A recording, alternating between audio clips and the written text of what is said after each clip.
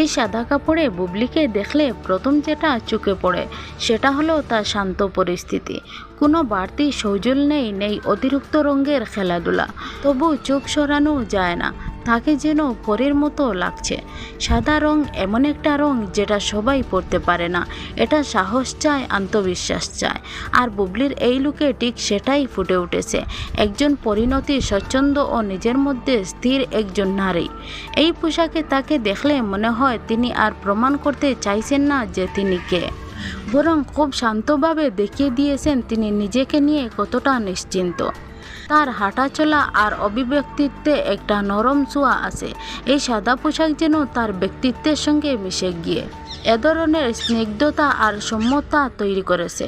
সবচেয়ে সুন্দর বিষয় হলো এই লুকে বুবলিকে দেখলে কোনো চমক নয়, বরং একটা আরামদায়ক অনুভূতি আসে, যেন সব শব্দ থেমে গিয়ে শুধু নীরব সৌন্দর্যের কথা বলছে।